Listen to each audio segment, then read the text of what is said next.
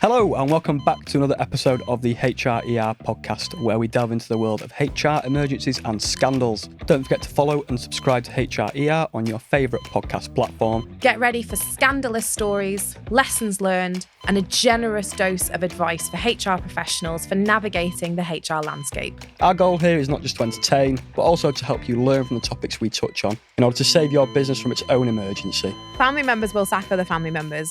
Family members will sue other family members. And they are the tribunal cases that always end up going all the way to the end. They've both raised grievances. Yeah. It's like in my head, it's just going to go around in circles. So what are you going to do then if they're both raising grievances? For once, the employer's kind of just caught in the crosshairs here. Got no to do with it. We have the power of free speech in the UK. Shouldn't I be allowed to express my political views at work? One of the good cases around this, which I absolutely love to cite, and you know what? I've cited it so much that maybe I could almost convince myself it's an urban myth. Just before we start, protect your business from the risk of tribunal, reduce legal costs, and save yourself from HR headaches with our Heroes software and employment law consultancy services. Family feuds at work. Should we start it like that? Do you want me to sing it? Do you want a theme tune with I'll sing it in, yeah. Hello everyone, welcome back to HRER, another episode. Listening, watching, all that stuff. We're going to talk about family feuds at work today. Yeah, and we're back in the swing of it. We are. Well, you know what we're doing now. You've had your first one back and you're feeling confident. I think so. I feel like I need to bring more energy to this one. You do? Yeah. Right, okay. I thought you were saying I did. Then I thought you need. I thought you said No, you. I'm not going to give you feedback like on live. On live? That would be brutal, wouldn't it?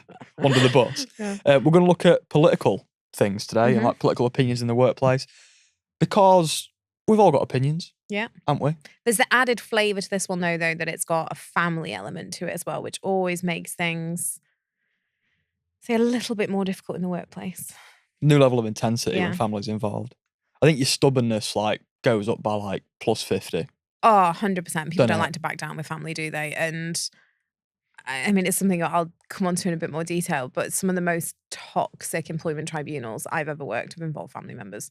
Not my family members, where you've got people in the same family who end up suing each other. They are not the ones that back down. And the people lose all perspective. It's like bragging rights, isn't it? I feel like. I don't know. I think people I think their pride when it comes to having to either admit you were wrong or pay off a family member. Ooh.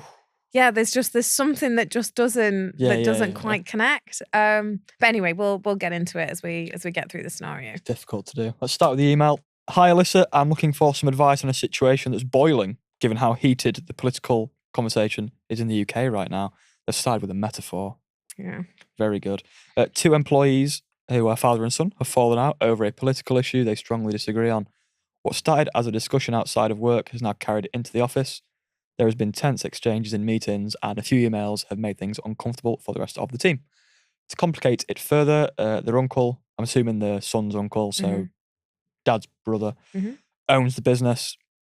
The situation has escalated and both employees have now submitted formal grievances against each other, each claiming the other's political comments violate something or other. Okay, cause some sort of offence. Yeah. They got sad. I mean, I hate it when people talk about politics at work. And it's one of those things as well, like when you have friends around for dinner or you go out with friends, like there's people I know I can talk politics with and there's people I know that I definitely can't. Yeah. Because some people, their opinion is the only opinion and they'll take any disagreement with that or any alternative view as an attack. And I think we're in a really weird political climate in the UK right now where some people seem afraid to say that they align with a certain political party because you get hate as a result or people will call you names. And I don't always remember it being like that.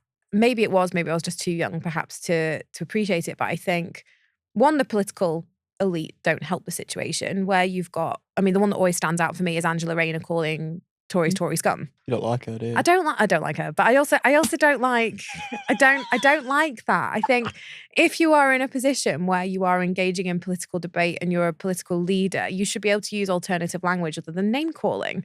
No, I agree. And also, I think if the people at the top of the party are calling names, it makes it okay then for that to kind of filter down.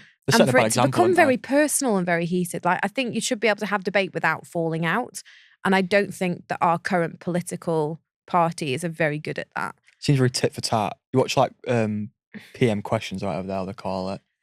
And they're just like, and it's like an it becomes argument. very, very personal rather than about political position. So there's that side of it. And the other bit that I don't like as well is that if you hold certain political opinions, that people will say that that indicates something about your personality or how well educated you are, or, you know, again, rather than kind of going, well, actually, let's discuss the issues around welfare, immigration, you know, defense, whatever, it becomes, well, because you think that, you must be an idiot. Well, I've read this on Twitter this morning and they're right. Yeah. Don't get me started on social media and politics. Social media politician is like, it should be a job occupation nowadays. I think you should be able to have two people of opposing political views who can sit in a room and calmly debate it and leave the room still as friends. That is becoming increasingly harder because I think people are struggling to maintain any semblance of, I don't know, not letting personal opinions or name calling, you know, filter down into it. I say this to Jim a lot. Like I've said to him a lot in the past. It's not me who originally said it, but it's like a skill to disagree well. Yeah. Do you know what I mean? Like it's hard.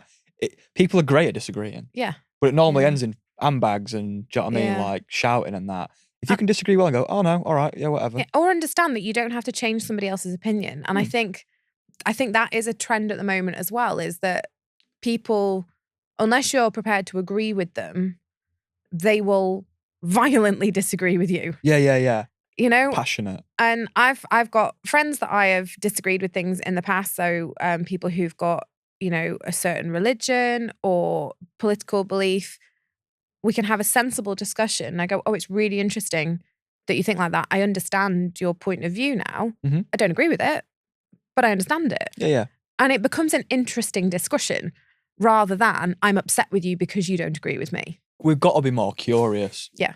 Everyone thinks they know it all. And accept that people can disagree with you, that it's not a personal affront if they don't agree with you. No. The main thing about, I've seen at the minute, like, is obviously the past few years been the Palestine thing. A lot of people saying like free Palestine. If you don't say that, like if you don't outwardly say free Palestine, like you're this and you're that, and with respect, I don't care. Yeah. We don't live anywhere near there. Yeah. The UK's got things going on, and we've got things going on, haven't we? We can't look after our own enough people. problems over here.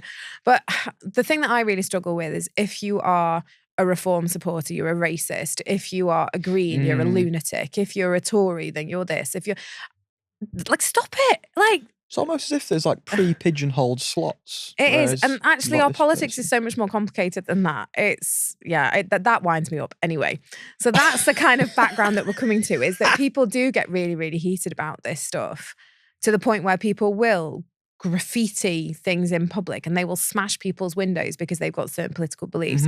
You know, that I think it's a bit of a myth that we live in a society anymore where there is true freedom of speech, because people are afraid to even say what political party that they support or who they vote for. Or what they think. And I will almost never make a point of asking somebody in an election who they voted for, because I know it makes people uncomfortable actually to say, rather than having any sort of patriotism or pride in where you've nailed your colours to the mast, is people don't want to talk about it because they're afraid of what the repercussions are. Absolutely. I'm going to give him flowers here, but our old mate Michael, to his credit, he would never vote based on what party he liked. Never. I've spoke to him about it once or twice. He said like he always voted for different people depending on what policies they had. Like he was fluid with it. But that's what you should do. Yeah. Because political parties move. So I think that gives us a decent backdrop to this, which is, you know, how people can get so het up about bogged this down sort with of it thing. all, yeah, definitely. And particularly within families, because I think you're more likely to say something extreme in front of another family member. Safer environment, innit? Yeah, you're more likely to kind of measure yourself, I think, a little bit more at work or maybe with colleagues, whereas with your family, you're much more likely to be frank. Yeah. So I think when you've got a situation like this, it is a real kind of tinderbox. So we've got political discussion, two opposing beliefs, family members, so they really will be saying what they think and probably not holding back on the language that they're using. And they're also working together, so they're spending a lot of time together. So this really is a situation that is absolutely right to catch fire, to kind of go bang. Yeah. Let's dive into the questions then and see where we go with this one. First one, we spoke a little bit about this before, I think, but like before the podcast, for reference, they've both raised grievances. Yeah. it's like in my head, it's just going to go around in circles. So what are you going to do then if they're both raising grievances? So one doesn't cancel the other out. So we Right. don't just kind of go, well, you've both raised them, therefore we're not going to do anything. In principle, we should be investigating both. Mhm. If someone has raised a formal grievance, technically under policy, we should then be launching into investigation. This is one of those where I'm almost going to suggest we bend the rules a little bit, All right. which I don't think I've ever said that I on think I've heard you podcast. say that. You're normally like very by the book. I'm normally like, right, policy says this is what we need to do. This is a situation where, because of all the stuff I've just said about it being a bit of a tinderbox and it involving family members and politics, and they've both raised grievances, let's see if we can mediate this one before it goes anywhere. Oh, it's like a bit of a meeting.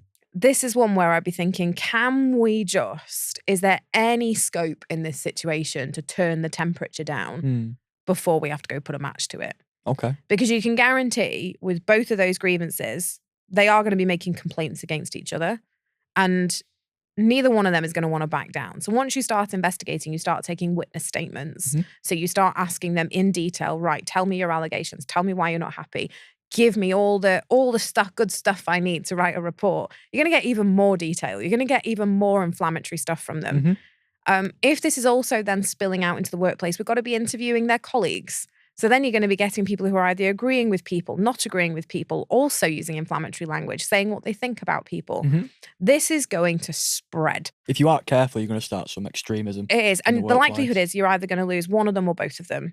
And the chances are there's also going to end up being a tribunal against the business, who actually aren't really, the business is, for once, the employer's kind of just caught in the crosshairs here. Got no to do with it, in my opinion. Anyway. Exactly. And what they are almost using the business for here is the judge and jury in their dispute. Yeah, it's the battleground. You're right.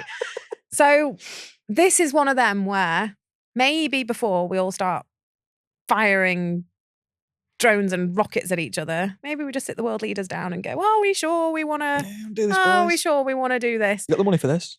Yeah, do we want to be dragging everybody else and all our surrounding compatriots into this situation and starve the world of oil? Do we want to be doing all of that, or can we just sit the two of you down and let you just have a fist fight in a room together?" I didn't say that, but it's, do we need to be dragging everybody else into this collateral damage if we can avoid it early doors? Yeah.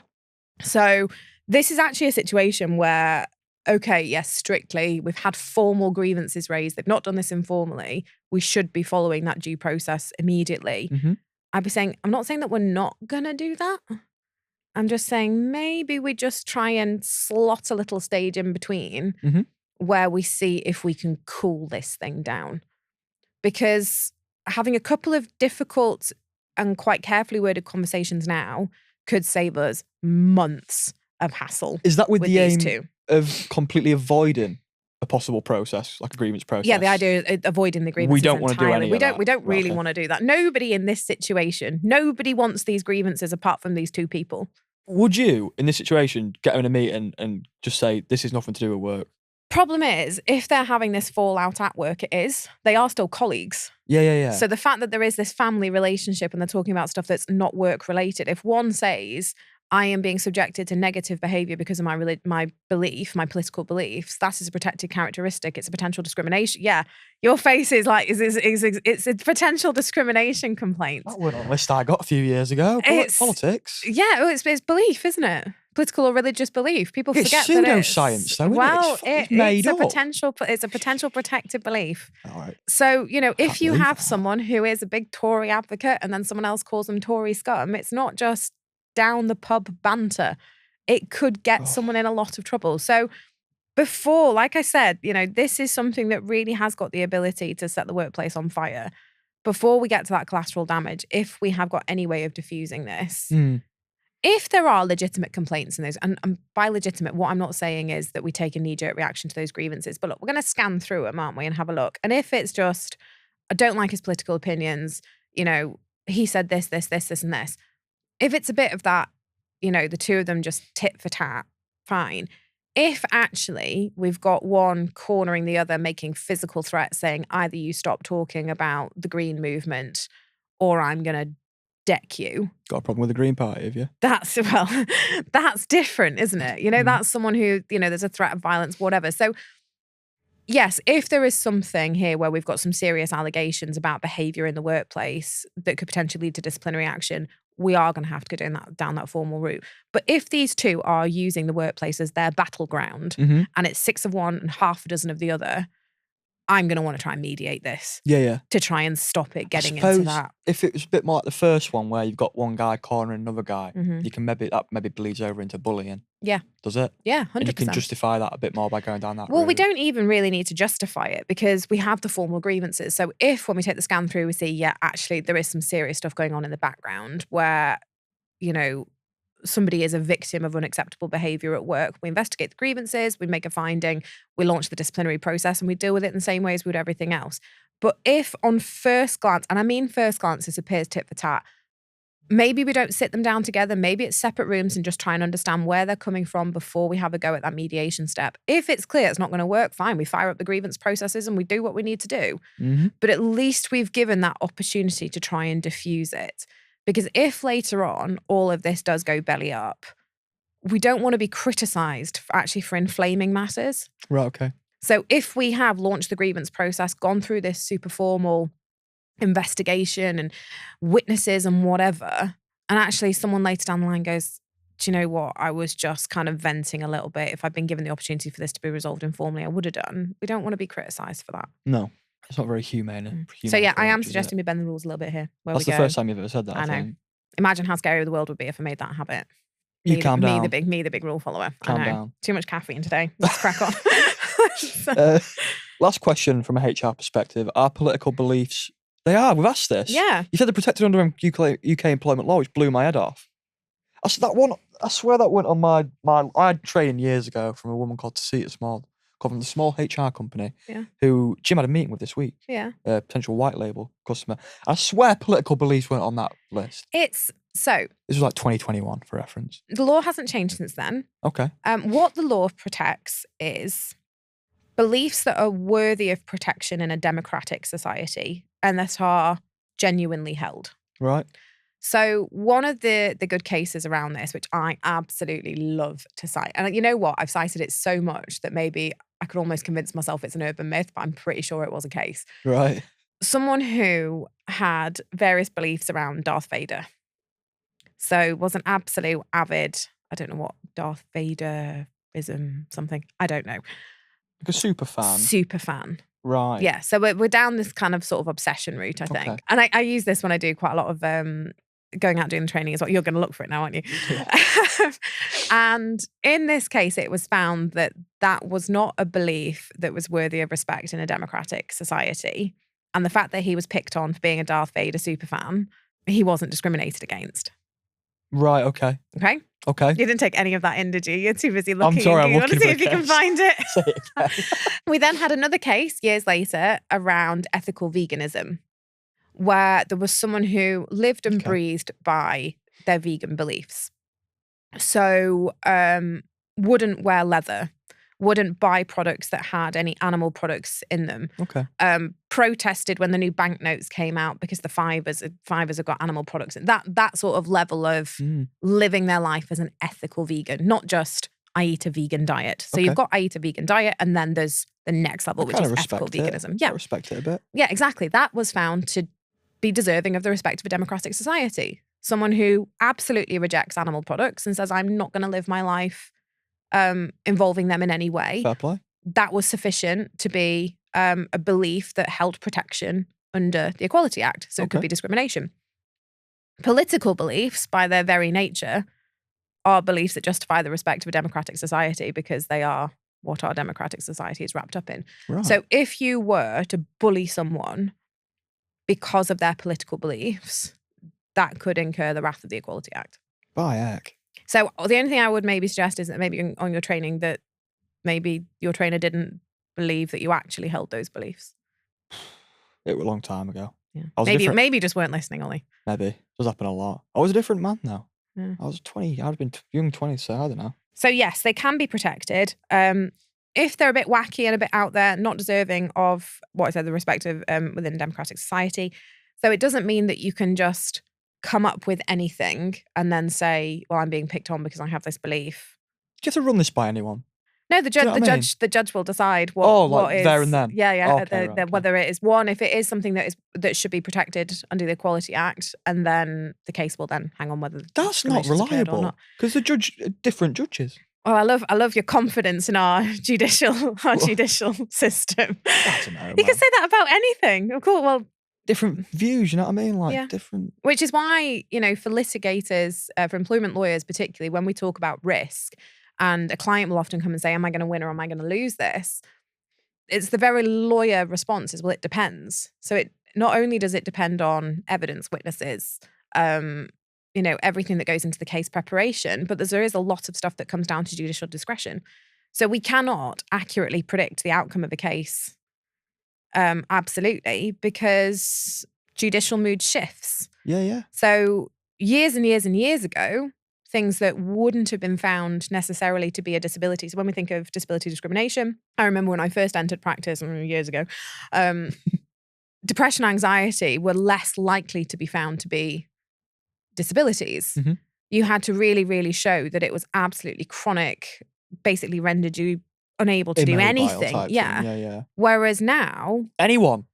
I mean, I'm not going to You go can that go far. to the doctors and say, I cried last night, and they'll sign you off work. I don't think that means necessarily you'll win a disability discrimination claim, but taking your facetious example, yes, it is much easier. Hundreds of GPs tell BBC they've never refused to win. Yes, but that's different. That's a different discussion. So that's the ability to get a sick note. No, you haven't won the point, Ollie. That's the difference between how easy it is to get a GP to sign you off sick versus convincing a judge that you've got a disability under the Equality Act. They're two different things. But judges are now much more prepared to recognise conditions as disabilities, I would say now, compared to lots of years ago. I'd agree with that. World's gone soft. Game's gone. Game's gone. I don't believe that. Those are not my views. We'll go on to employee questions now. I immediately have a problem with this statement. We have the power of free speech in the UK. Shouldn't I be allowed to express my political views at work? You can express your political opinions at work, but you do not have the right to cause someone else a negative work environment as a result. Oh. So if expressing your political beliefs impacts on somebody else's welfare or whatever, then no, you don't have an unfettered right to say whatever you want. And we have to remember the workplace is not somewhere for political lobbying or recruitment. It is a workplace. So some workplaces will say, look, we don't want political discussion in work. Depends where you work. Well, It's not ours isn't like that. Ours isn't like that, No. no. But we have to think, is it suitable for a professional environment? And if you're someone who can't keep a lid on it without getting upset, overexcited, angry, and can't express yourself in a respectful way, then the workplace is not the place to be doing that. I agree. Second question. It's a family member. Surely they won't sack me. That is such a typical... Oh, they definitely will. Yeah? Oh, they definitely will. I'd say even more so. Family members will sack other family members. Family members will sue other family members. And they are the tribunal cases that always end up going all the way to the end. Because when it comes to discussions around things like settlement, for some reason, people don't like... There's this weird blockade that they come across when you think, oh, I'll settle with an employee. Yes, there's a pride thing. Yes, there's a backing down thing. Yes, it can kind of feel like I'm paying off for my principles.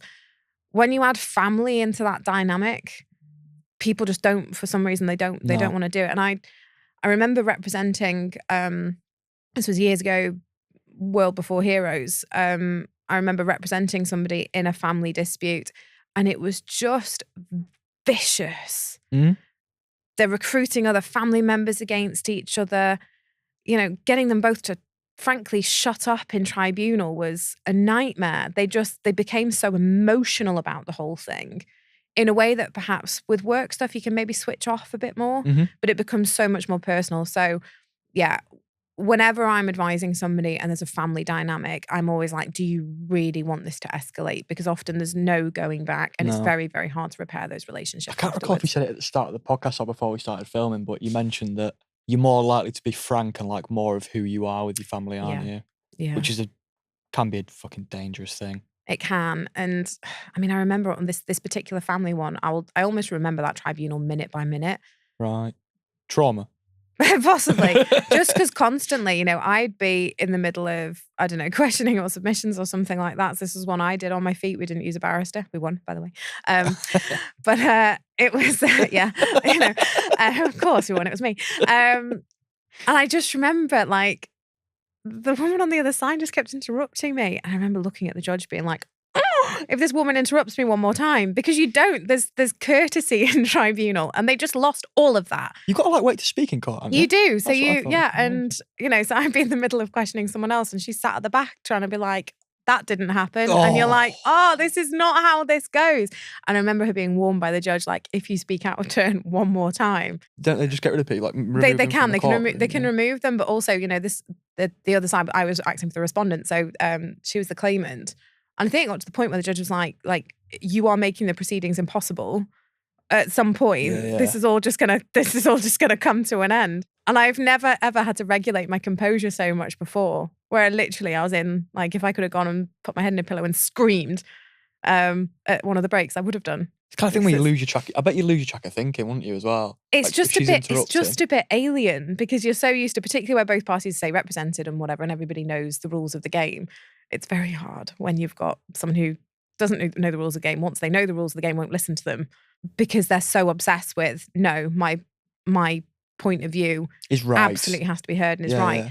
And it's like it's on steroids when you're in a family dynamic with it. It's stubbornness. Really, just turn it right up. Yeah. It's a strange thing, isn't it? It really is a strange thing. I don't think I've ever looked at a judge in a pleading way before, where I've been like, please get this person under control. Oh, dearie me. What measures can HR departments take to prevent these kind of things happening in future? Don't employ family members. Problem is when it's a family business and you've got family people in the business, it is difficult. Try and split people up, I think, different departments different departments if you can.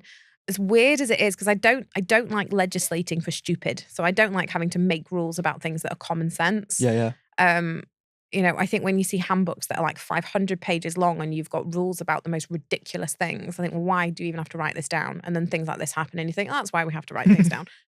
Saying, look, we're not going to ban political discussion at work, but if it starts to affect relationships and you're found to have not used professional behaviour and decorum, you'll land yourself in a disciplinary. And also training. So training people about, the rules around discrimination. So you weren't clear on the fact that political beliefs can be protected characteristics. No.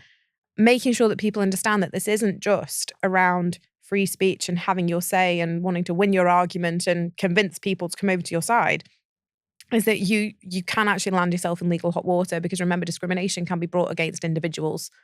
In this situation, they don't necessarily have to sue the company. Oh, heck. They could litigate against each other.